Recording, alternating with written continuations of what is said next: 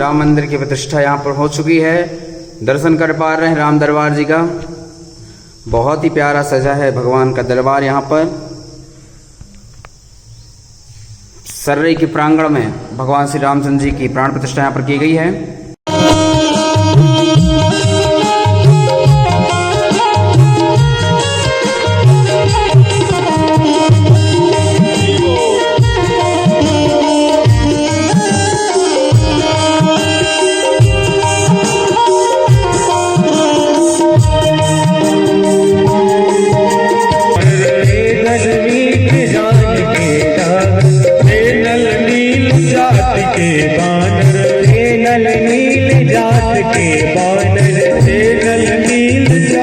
के बानर, हे नल नील जात के बानर, राम नाम लिख दिया शिला पर, राम नाम लिख दिया शिला पर, राम नाम लिख दिया शिला पर, राम नाम लिख दिया शिला पर, हो गई सेना पार लेकर नाम तेरा, हो गई सेना पार लेकर नाम तेरा, हो गई सेना पार लेकर नाम तेरा, हो गई सेना पार लेकर नाम तेरा, हो गए भोसे पार लेकर नाम तेरा, हो गए भोसे पार लेकर नाम तेरा, नाम तेरा प्रभु नाम तेरा, नाम तेरा प्रभु नाम तेरा, नाम तेरा प्रभु नाम तेरा, नाम तेरा प्रभु नाम तेरा, आज हो गए भोसे पार लेकर नाम, हरि बोल, हो गए भवसे पार लेकर नाम तेरा, हो गए भवसे पार लेकर नाम तेरा, हो गए भवसे पार लेकर नाम तेरा, हो गए भवसे पार लेकर नाम तेरा, हो गए भवसे पार लेकर नाम तेरा। दिन के 12 बजे आते हैं मध्य दिवस, बिल्कुल दोपहर के 12 बजे सूर्य मध्याह्न काल में आया। और मेरे राम जी जो भी काम करते हैं, मेरे कृष्ण जो भी करते हैं, बिल्कुल बीच का टाइम चुनते हैं। कृष्ण ने भी रात का 12 बजे, राम जी ने भी रात के दिन के 12 बजे। भगवान कृष्ण का जन्म अष्टमी तिथि में तो हुआ, लेकिन उत्सव तो नवमी से ही प्रारंभ हुआ। रात के 12 बजे थोड़ी बाजा बजने लगे। अरे भाई, किसी के घर में बालक रात के 12 बजे 1 बजे होएगा तो कि बाजा वाले आ जाएंगे घर में कि बस बधाई करो। भगवान कृष्ण का तो जन्म अष्टमी तिथि में रात में हुआ, लेकिन प्रातः काल जैसे हुआ तो पूरी गोकुल में हल्ला मचा। तो नवमी तिथि में सूर्योदय के बाद उत्सव मनाया गया, क्योंकि राम और कृष्ण अलग नहीं, एक है। भले ही लोग कहते हैं कि भगवान सूर्य राम की 12 कलाएं हैं, बड़े हैं, बिल्कुल गलत बात है साहब। भगवान सूर्य जो है वो 12 आदित्य हैं। सूर्य कितने प्रकार के होते हैं? 12। सूर्य की कलाएं 12 हैं, तो चंद्रमा की कलाएं 16 हैं। और जब भगवान हमारे जन्म लिए हैं तो कहते हैं मास दिवस कर दिवस मरम न जाने को, और रथ समेत रवि था क्यों निशा कवन विधि हो। भैया इतना बड़ा दिन हो गया कि 1 महीने का दिन सूर्य भगवान आगे नहीं बढ़ रहे, बिल्कुल खड़े हो गए। और जब सूर्य भगवान का रथ रुक गया तो चंद्रमा सोच रहा है आगे चल भाई, आगे चल। तुलसीदास जी कह रहे हैं राम जी के जन्म में सब पूरे चार अचर जीव जंतु जलचर थलचर नवचर सब प्रसन्न थे, केवल एक को छोड़ एक बड़ा दुखी था। यहाँ तक तो ये भी लिखा है अनेक रामायणों में कि रावण भी खुश हो गया साहब राम जी का जन्म सुनकर। अब आप सोचेंगे कि रावण खुश क्यों हो गया? क्योंकि रावण भी समझ गया कि अब मेरा उद्धार होने वाला है, क्योंकि राम जी आ गए हैं, तो अब ज्यादा दिन मुझे कष्ट नहीं होगा। मत दिया है, बोले कब गिलानी हुई है? एक बार भूपत मन माही भई गिलान मोर सुतनाई। तो दूसरे संत अयोध्या के कहते हैं कब गिलानी हुई? बोले जब चक्रवर्ती सम्राट राजा दशरथ जी देवताओं की तरफ से युद्ध लड़ने के लिए गए। देवासुर संग्राम में राजा दशरथ जी लड़ने के लिए गए और युद्ध भूमि में लड़ते लड़ते लड़ते लड़ते घायल हो गए, मूर्छा आ गई, बिल्कुल घायल पड़े हुए हैं। और कहाँ? बोले रथ के पहिया के किनारे। तो किसी ने आकर के केकई महारानी को बताया कि राजा दशरथ तो घायल पड़े, मूर्छित अवस्था में, तुम जल्दी जाओ युद्ध की बागडोर संभालो। तो केकई छत्राणी की रथ में बैठी और युद्ध के लिए चली गई। तो केकई महारानी युद्ध लड़ने लगी लेकिन राजा दशरथ रथ के पहिए के किनारे घायल मूर्छित अवस्था में, मारो काटो, छोड़ो मत, मारो मारो मारो। भाई न बंधु न सगा न संबंधी मित्र कोई नहीं दिखाई देता, केवल एक लक्ष्य दिखाई देता, विजय। और उस समय राजा दशरथ घायल मूर्छित अवस्था में पड़ी, पानी, और आपने देखा होगा कि जहाँ पशु पक्षी रहे, जहाँ जिंदा लाश डली रहे, तो ऊपर पक्षी घूमते ही रहते हैं। तो राजा दशरथ जी का एक मित्र है गिद्धेराज जटायु, उसने देखा कि मेरा मित्र मूर्छित अवस्था में पड़ा है, पानी पानी की चाह कर रहा है। तो राजा दशरथ को ला करके पानी भी पिलाया, पानी भी इसके चेहरे में छोड़ा। जैसे ही राजा दशरथ को पानी मिला, चेतना आ गई, बैठे संभल के, और जटायु गले से लगा करके कहा, दशरथ जी ने कहा, जटायु मांग लो मित्र, आज तुम जो मांगो, धेनु धन जो चाहिए तुम्हें, ऐश्वर साम्राज्य का हो तो राजा, अयोध्या का राज दे दो, क्योंकि तुमने मुझे मेरे प्राण बचाए हैं, प्राण बच जाए।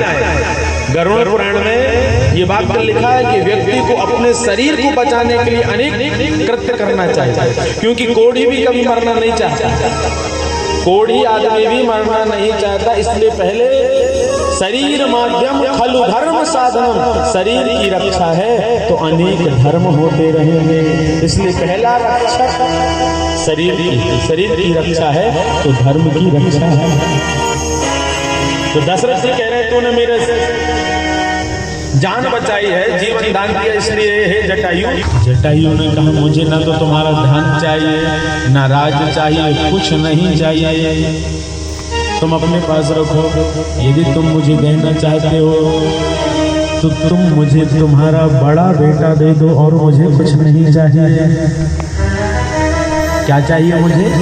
तुम्हारा बड़ा पुत्र चाहिए। दशरथ जी की आंखों से आंसू बहने लगे, हृदय गिलानी से भर गया।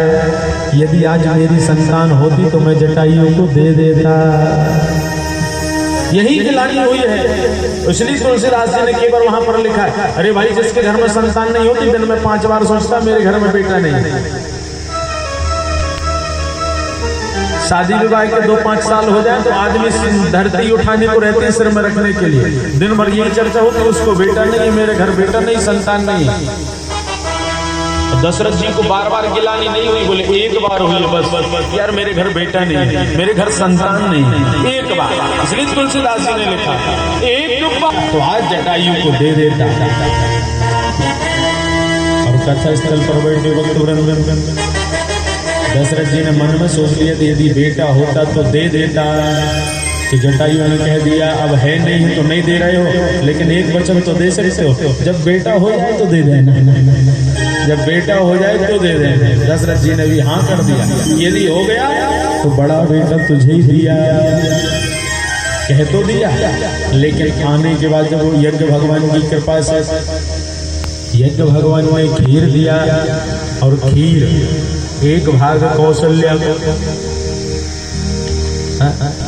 आधे भाग करके कौशल्या केकई जी को, और कौशल्या और केकई ने दोनों ने सुमित्रा जी को खिलाया। यज्ञ भगवान का रूप है। यज्ञम वस्तु धिया वसु, यज्ञ पतिर यज्ञो विष्णु सहस्त्र नाम में भगवान का एक नाम है यज्ञ, विष्णु जी का। यज्ञ का प्रसाद मिल जाना ये बड़ी कृपा है। जो चाहो भगवान यज्ञ नारायण देते हैं। और खीर मिली तो संतों के मत हैं कि किसी को खीर बनाना है तो सबसे पहले कौन सी सामग्री लगेगी खीर बनाने के लिए? अब दूध मिल गया तो उसमें फिर चावल डालोगे तो चावल का रंग कौन सा है? सफेद है। अब मीठी बनाना है तो सब हिल मिल आवे, अवध बासी सब हिल मिल आवे, अवध बासी सब हिल मिल आवे। आज संगा बधाई बाज रही, आज बाज रहे जियो आज संगार बधाई बाज रही जियो आज संगार बधाई बाज रहे बाज रही सखी बाज रही सखी बाज रही सखी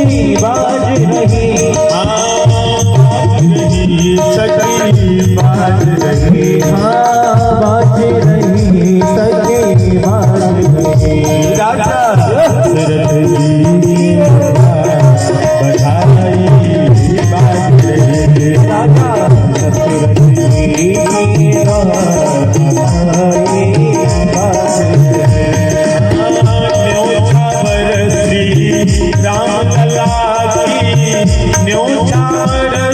महात्मा में गुरु जी ने कहा सर्वोपनिषदो गावो गोपाल दुग्धनंदन।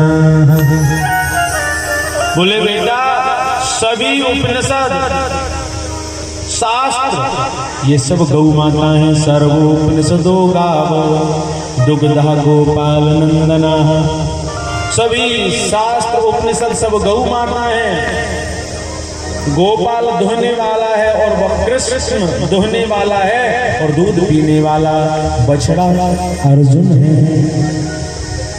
ऐसे बार बार बोलते रहे गुरुजी सर्वोपनिषदो गावो गोपाला दुग्धानंदना। और चेला भी लगा वाह गुरुजी वाह वाह गुरुजी वाह वाह गुरुजी वाह। गुरुजी को लगा कि चेला बहुत मन से सुन रहा है। और चेला भी लगा 2 घंटे की जगह गुरुजी ने 3 घंटा कथा सुना है। 3 घंटा कथा हो गई तो गुरुजी ने कहा सुनो कुछ समझ में ना आया हो तो पूछ लो। अरे समझ हमें समझ में नहीं आया। हमें आप कम समझाते हो हम ज्यादा समझते हैं। गुरुजी ने भी कहा यार चेला तो नहीं गुरु ही मिला। अरे भाई कुछ समझ में नहीं आया हो तो पूछ ले। कम से कम मर्यादा रख। मैं गुरु तो चेला एक चीज तो पूछ ले। बोले और तो सब चीज समझ में आ गई लेकिन आप बीच बीच में बार बार बोलते थे 2 गधा 2 गधा। वो 2 गधा कौन है? गुरुजी ने माथा पीटा। बोले मतलब गुरुजी बोलते थे सर्वोपनिषदो गावो गोपाल दुग्धा दुग्धानंदना। और इसने समझ लिया कि 2 गधा। बोले और तो सब समझ में आ गया। वो बार बार आप पूछते थे 2 गधा कौन है? तो गुरुजी ने माथा टोका। बोले पहले गधा तुम और दूसरे गधा हम। ज्यों उठा ज्यों कोली राम मिलाए जोड़ी। अब गुरुजी खूब परेशान।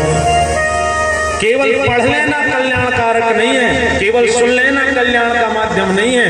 पढ़ करके सुन करके अवतारना यही सार्थक है। कथा की सार्थकता भी तभी है जब हम सुन करके जीवन में हम उतारे। राम जी पढ़ने के बाद आए और रात में आए और सुबह उठ करके ही जो पढ़ करके आए हैं वो अपने जीवन में उतारने लगे। क्या ने पूतना को मारा। पहले श्री गणेश स्त्री को मार के कर रहे हैं। क्यों? बोले ऐसी स्त्री को जीने का अधिकार नहीं जो अपने बेटों को भगवान का भक्त ना बनाती हो। ऐसी माताओं को रहने का अधिकार नहीं जो भगवान का भक्त ना बना करके निश्चर और पापी बनाती है। ऐसे जन्म देने वाली माताओं को मारने से पाप नहीं लगता है। माता कौन है? बोले पुत्रवती जुगती जग सोई रघुपति भगति जास सुत होई। माता तो वही माता है जो अपने बेटे को भगवान का भक्त बना दे। और जो माता अपने बेटे को भगवान का भक्त बना देती है उस माता के चरणों में तो मैं प्रणाम करता हूँ नमन करता हूँ। नहीं मारता कैसी हो? बोले पूतना जैसी माताओं को ताड़का जैसी माताओं को। भगवान ने एक बाण में ताड़का का उद्धार किया। आगे गए यज्ञ प्रारंभ हुआ है और कथा स्थल पर बैठी वक्त यज्ञ में जैसी सुंदर सुंदर घी की आहुति डली। घी की आहुति जैसी डली वायुमंडल में जैसी शुद्धि आई। कोरोना काल में लोगों को ऑक्सीजन नहीं मिल रही थी लेकिन घर में जिन्होंने घी का हवन किया उनको भरपूर ऑक्सीजन मिल गई। घी के हवन से भरपूर ऑक्सीजन की शुद्धि होती है। वातावरण की शुद्धि होती है। और जैसे सुंदर सुंदर खुशबू गई तो पापियों को लगा कि यहाँ धर्म चालू हो गया यज्ञ। तो मारीच और सुबाहु आए तो भगवान ने सुबाहु को तो वहीं काम तमाम कर दिया। मारीच से काम आगे लेना है तो बिना फल का बाण मार करके कई योजन दूर किया है। और उसके बाद कथा स्थल पर बैठे उसी समय पत्रिका आई हुई है विश्वामित्र जी के पास। कहाँ से?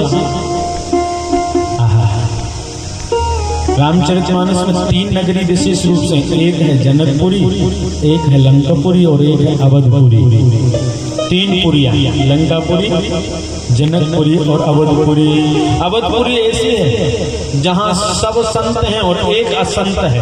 अवधपुरी मंथरा असंत है और जनकपुरी में सब संत हैं और लंकापुरी में सब दुष्ट हैं और एक संत है विभीषण। तीनों नगरियों का बड़ा सुंदर वर्णन है। और भगवान ने अपने जीवन काल में 2 नगरी की यात्रा किया है। एक है जनकपुरी जहाँ भक्तों का उद्धार किया है और एक है लंकापुरी जहाँ दुष्टों का उद्धार किया है। भगवान जिस ओर चले जाएं वहीं पर साधक का कल्याण हो जाता है। और आज पत्रिका आई है साहब, पत्रिका आई विश्वामित्र जी के पास। कुछ लोग कहते हैं राजा जनक ने पत्रिका दशरथ जी को क्यों नहीं पहुंचाया? सबको पहुंचाया तो दूर दूर के राजा महाराजा सब आए, दशरथ जी को नहीं पहुंचाया था। सबको तो पहुंचाया तो किसी ने बता लगी थी। ब्रह्म हत्या जीवन भर पीछे छोड़ने वाली नहीं रहती। श्रवण कुमार के मरने के बाद एक तो श्राप भी लगा, एक ब्रह्म हत्या लगी। एक सिद्धांत तो ये कहता है कि इसलिए जनक जी ने पत्रिका नहीं पहुंचाई। और एक गुरु जी कहते हैं वो दंत कथा हो शायद, क्योंकि दंत कथा भी बहुत चलती है। एक गुरु जी ने कहा कि एक बार ज्ञानियों की सभा थी, ज्ञानियों की सभा में कोई प्रश्न पूछे गए, वो प्रश्नों का उत्तर किसी ने नहीं दिया। तो बोले राजा दशरथ जी के राज्य से एक महंत रानी उत्तर देने के लिए गई और जनक की सभा में महंत रानी ने सब उत्तर दे दिए सही सही। और वो सभा में उसने पुरस्कार पाके आने लगी तो राजा जनक ने कहा राजा दशरथ की रानी नहीं, मैं तो अयोध्या की गलियों को साफ करने वाली महंत रानी हूं। तूने इतने कठिन प्रश्नों का उत्तर दे दिया। अरे भाई जब अयोध्या में इतने बड़े बड़े ज्ञानी हैं कि झाड़ू पोंछा लगाने वाले भी बड़े बड़े प्रश्नों के उत्तर दे देते हैं, तो जनक जी को बाद में ज्ञात हुआ कि भोजन कराने का काम माँ करती है। और दूसरा, एक तो पहली गुरु माँ है जो बिना कारण के कृपा माँ कर देती है, और दूसरी कृपा गुरु कर देते हैं, बिना कारण के कृपा करते हैं गुरु। कोई कारण ना हो और कृपा कर देते हैं। इसलिए तुलसीदास जी कह रहे हैं दुनिया में इससे बड़ा और दयालु कौन होगा? अस प्रभु दीन बंधु हरि कारण रहित दया। और तुलसीदास से करुणा करुणा तुलसीदास जी कर रहे हैं। वहां वेद व्यास भगवान ने भी कृष्ण की करुणा किया। कृष्ण कैसे करुणावान है? बोले अहो बकीयम स्तन कालकूटम जिघासय पाय यद्यशादि लेभे गतिम धातृचितां ततोन्यम अकम्बा दयालुं शरणं ब्रजेम। राम और कृष्ण से दयावान दुनिया में कोई नहीं। वो पूतना भी तो जहर लेके आई थी मारने के लिए, अपने स्तनों में जहर भर के लाई, लेकिन धन्य है मेरा ईश्वर, उन्होंने सोचा चल तू जहर भी पिला रही है लेकिन स्तन तो माँ की तरह मेरे मुख में रख रही है। जो काम मेरी माँ करती वही तो तू भी कर रही, इसलिए मैं भी तुझे वही पद दूंगा जो पद मेरी माँ को बाद में मिलेगा, पहले तू वो पद ले ले। इससे दयालु दुनिया में कौन होगा कि जहर लेकर के भी जाओ तो कृपा करता है, बिना पूछे गौतम की नारी को तार दिया। इससे बड़ा और दयालु कौन होगा? कथा स्थल पर बैठे भगवान आज तो राम जी का विवाह नहीं हो पाएगा। बोलो भक्त वत्सल भगवान की।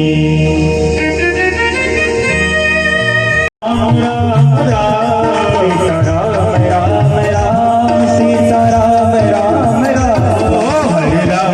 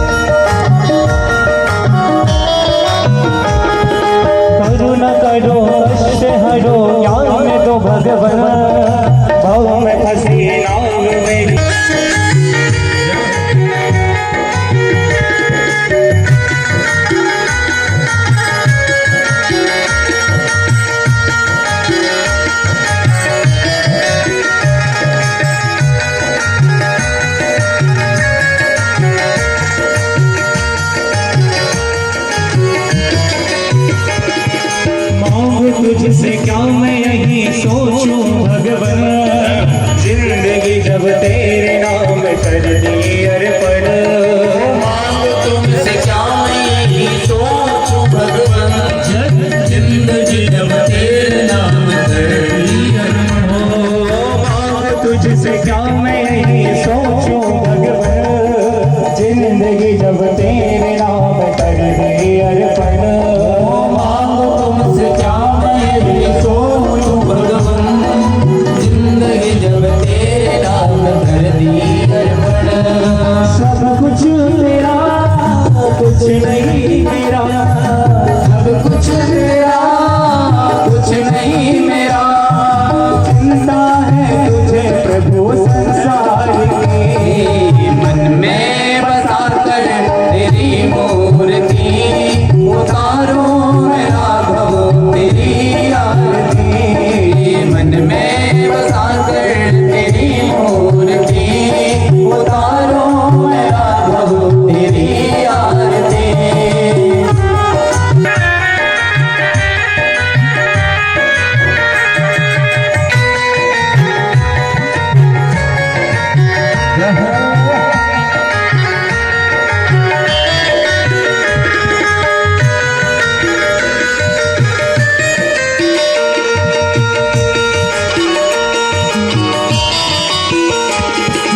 वेद तेरी महिमा है संत करे ध्यान, नारद गुणगान करे छेड़ विराता। वेद तेरी महिमा गाए संत करे ध्यान, नारद गुणगान करे छेड़ विराता। वेद तेरी महिमा गाए संत करे ध्यान, नारद गुणगान करे छेड़ विराता। वेद तेरी महिमा गाए संत करे ध्यान, नारद गुणगान करे छेड़ विराता।